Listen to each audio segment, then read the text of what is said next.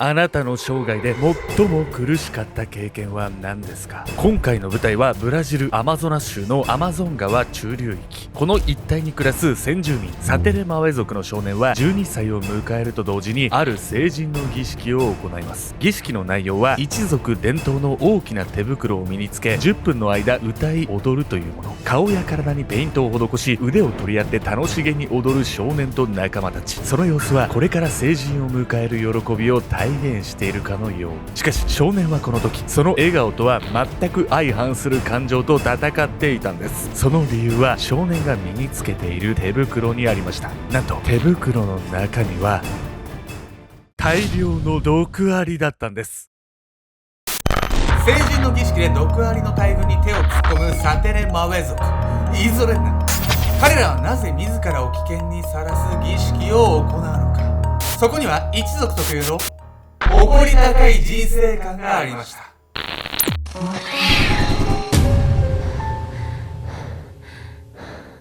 おそっす、ツボが浅い人大好きケンちゃんです。毒アリに手を突っ込むなんて、そんなのあり？やみやみこです。本日皆様にご紹介するのはなんと毒アリの大群に手を突っ込む謎の民族サテレマウェ族。いずれね、サテレマウェ族言えてんじゃん。今回ね、それとはね、別でもう2つね、我々には到底理解できないような奇襲を紹介したいと思います。この部族がその毒に耐性があるとかっていう話なの？なんかよくアニメのキャラでいいんじゃない？違います。だって人間だから。この民族で生まれたらこの耐性つくみたいな、もうポケモンの世界じゃないですか。そんなわけはないんですよ。でもじゃあ本当に大丈夫なのかっていうところね、皆さん気になると思うんで、早速ね、身の毛もよだつこの儀式の内容を見ていきたいと思います。苦行の価値。今回の舞台はブラジルアマゾナス州のアマゾン川中流域。この地に住む先住民のサテレマウェ族の少年は12歳で成人の儀式を迎えます。成人を迎える少年のため大人たちは森の奥に住む毒アリ数百匹を捕獲。それらを鎮静剤で眠らせた後、儀式用の巨大な手袋に縫い付けていきます。そしてアリたちが目を覚ます頃、儀式が幕を開けるんです。少年は毒アリの大群がうごめく手袋を身につけさせられ、そのまま10分間歌い踊ります。この動画を見ているそこのメトラーの皆さんは、このアリに対して子供が耐えられるくらいならそれほど毒性も強くないんじゃなどと思ってはいないでしょうか。とんでもありません。一族の儀式に使われる毒アリはサシハリアリ、通称バレットアントとも呼ばれ、お尻の毒針で刺されると弾丸で撃たれたかのような痛みが走ることで知られているんです。ある時冒険家のスティーブ・バックホールズはサシハリアリに刺された時の痛みをこう語りました。もし近くに斧があれば私は痛みから逃れるため自らの手を切り落としていただろう。一匹に刺されただけで大人でも悶絶するほどのその痛み。サテレマウェ族の少年はその数百倍もの苦痛を受けながら楽しそうに歌い踊るんです。絶対楽しくないやつ。それ楽しそうにできないでしょ。何そんな強い痛みを受けながら歌い踊るわけ？ぶっちゃけね、人間なんでね、彼らもね、本当に儀式をね、楽しんでるわけじゃないんですよ。ってやってるわけじゃないんですよ。やばいです、そんなやついたらね。でも彼らにはね、なんと儀式を楽しまないといけない理由が、地獄の苦しみを味わいながらもあくまで笑顔で踊り続けるサテレマウェ族の少年。彼らは痛覚がどうにかなってしまっているのか？そんなことはないんです。少しでも痛そうな表情をすると儀式が最初からやり直しになってしまうため、少年は無理にでも笑うのです。そして儀式を終えた彼らにはまだまだ成人になるための洗礼が待っているんです。それは全身の震えと幻覚。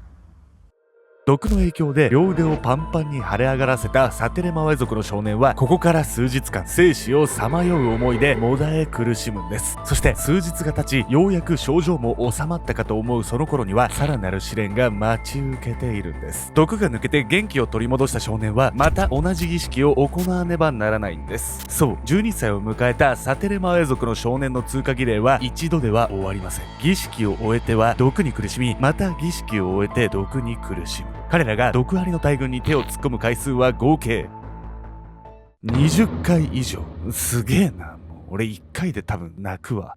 サテレマウェ族の成人の儀式は数ヶ月をかけて行われ、その間少年は常に耐え難い苦痛と毒の影響に苦しむ日々を送るんです。なぜそんな自ら生死をさまようような苦行を行わねばならないのか。サテレマウェ族の族長はその理由をこう語るんです。何の苦しみも味わわない人生に価値などない。言わんとしてることはわかるけどね、つまりサテレマウェ族はこの苦しみを乗り越えてこそ人生を全うできるような立派な大人になれると考えていたんです。若いうちにね、苦労しとけって言うけどさ、これ下手したら死ぬわよ、これ、本当に。ほんとね、理解しなくていいし、できなくていいんですけど、意味わかんない。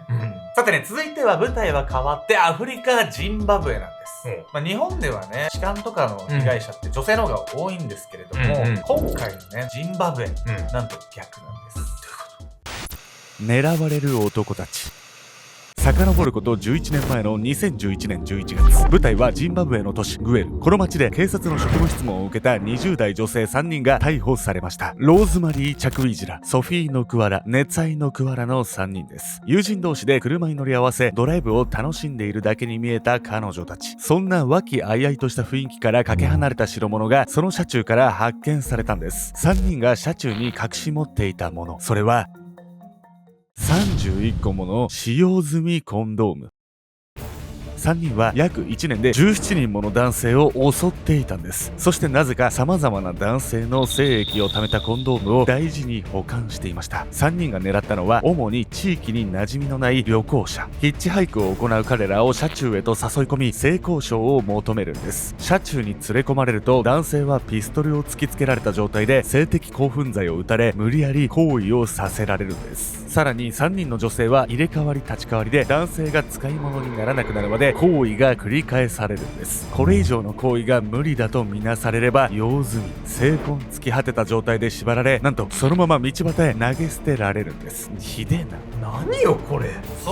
女性たちが欲求不満だってこと？どういうこと？こうやってね、銃を突きつけてですよ、強制的にさ、生理現象を起こされるわけでしょ。怖いね、でもね、ジンバブエでは実はこの3人組だけがね、こういった事件を起こしてるわけじゃないんです。3人の女性が捕まり男性を狙った強姦事件は収束するかに思えました。しかし実はこの後10年間ジンバブエでは同様の事件がたびたび起こっているんです。近い例だと2017年には女性3人組から性的暴行を受けた男性が病院へ搬送されました。男性のあそこはひどく損傷しており長時間にわたり相当酷使された様子だったといいます。このような事件の頻発によりジンバブエを訪れた旅行者の間では今や女性の車に乗ってはいけないことが常識となっているんです。どんな常識それ？女性の方がめちゃ性欲強いってこと？ジンバブエではですね、やっぱ発展途上国なりのね、ある事情があるんです。愚かな信仰。ジンバブエで巻き起こっていた男性を狙った集団暴行事件。犯行に及んだ女性たちの動機に実は性的な事情は関係ないんです。彼女たちはターゲットとなった男性への興味など微塵もありません。事件を起こした女性たちの目的は精液の採取。実はジンバブエの闇市では精液が高値で取引されているんです。そのため首都ハラレでは街中で声をかけた少年をホテルに連れ込み売春婦をあてがって精液を回収するビジネスがあるという話も。では女性たちはお金儲けのために事件を起こしていたのか。実はそれも違うんです。精液が高値で取引されているのはジンバブエに伝わるある儀式に使われるため。女性たちの目的はその儀式にこそあったんです。精液を使ったの？儀式？そうなんです。何それ？ジンバブエではですね、ジュジュと言われる儀式で、いわゆる黒魔術の一種なんです。というわけで本日のメトラキーワード、黒魔術ジュジュについて。黒魔術とは神秘的な力を用いて対象に薬剤をもたらす力のこと。日本では邪術とも呼ばれ、藁人形に釘を打って呪いをかける術なんかもその一種なんです。医療の未発達な発展途上国ほど病気で亡くなった人の死因がわからないなどの理由から黒魔術が信じられるケースはよくあるというんです。ジュジュは精液の持ち主の男性を不幸にし儀式を行った者に幸福をもたらす黒魔術。人のこと不幸にして自分だけ幸せになるな。未発達な部分も多いジンバブエではこうした非科学的な術を未だに信じている人が根強く存在しているというんです。わからないことがさ、多ければ多いほど不安になっちゃって人って神頼みしちゃうものではあるけどって感じよ。神の信仰自体人間が不安だからこう、やってるって人もいればね、いない証明もね僕らはできないんで、そういう文化否定しないんですけど、ただ人を貶めてね幸せになろうっていうね、それはもう道理に反しますよ。愛がないわけです。愛がないですよ本当に。ジンバブエで事件を起こしていた女性たちの目的は、精液を使った黒魔術で自分たちに幸福をもたらすことでした。ジュジュの儀式に彼女たちは決して自分のパートナーの精液は使いません。それはジュジュが精液の持ち主に不幸をもたらす儀式だから。見ず知らずの旅行者なら不幸になろうがどうしようが知ったこっちゃない。そんな気構えで彼女たちは日夜地域に馴染みのない旅行者を狙っているんです。まさか謎事件の真相が女性の幸せを願うものだったとはって感じね。まあでもやっぱ理解できない。理解できない。やっぱ理解できないけど、うん続いても全然理解できないネパールの北市という村で起こったお話。この村ではね、村人のほとんどが自分の大切なあるものを捧げていたんです。持たざる者たち。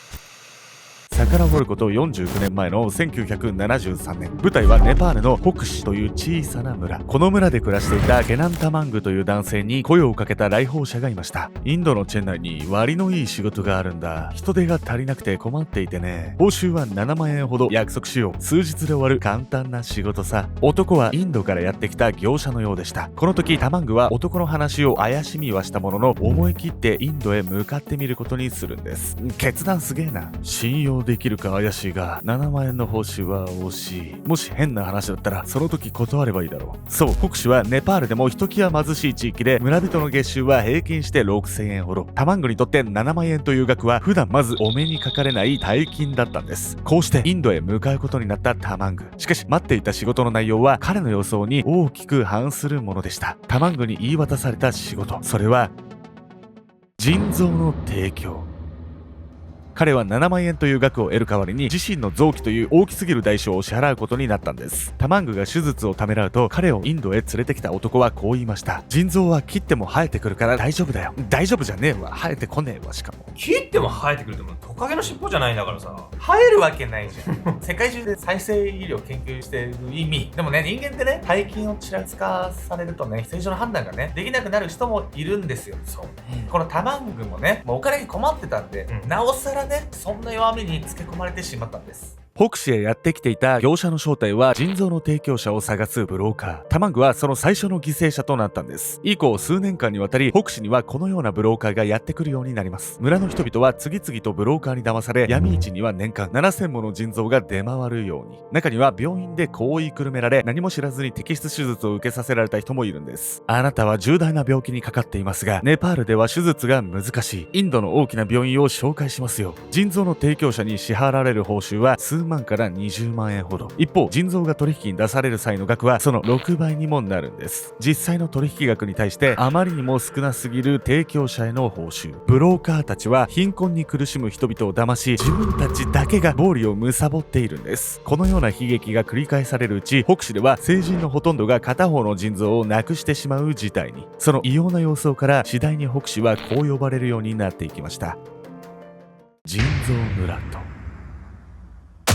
ひどい話よ本当に。でも数万円の報酬でもさ、北市ではいい暮らしができるんでしょこれ。まあおっしゃる通りですね。この得た報酬でね、北市の村の人たちはね、もっといいね、こう生活ができるはずだったんです。ですが、ここでまたね、運命のいたずらが起こってしまうんです。報われない結末。北市で腎臓を提供した人の多くはその報酬で家を買いました。北市には貧困のために家が買えず、建て付けが十分でない住居に住んでいる人がたくさんいたんです。自らの腎臓と引き換えに手に入れた頑丈な住まい。もう隙間風や雨漏りに悩まされることもありません。のはずだったんですが、この後北市の人々はもはや逃れようのない悲劇に直面することになるんです。その悲劇とは、ネパール大地震。2015年4月に勃発したマグニチュード 7.8 の大地震は北市の村をあっけなく崩壊させました。村の人々が腎臓と引き換えに手に入れた住居は一瞬で瓦礫の山。最初に腎臓を提供し家を建てたケナンタマングも今は崩れた住居の残骸にビニールシートを貼り、なんとか暮らしている状態だといいます。ネパールはモンスーンの影響で1年間の8割の降水量が6から8月に集中。その大雨はビニールシートではとても防ぎきれず、北市の人々は雨風にさらされる日々を今でも送っているんです。彼らが腎臓の代わりに得たものは結局見るも無残な廃墟だけになってしまいました。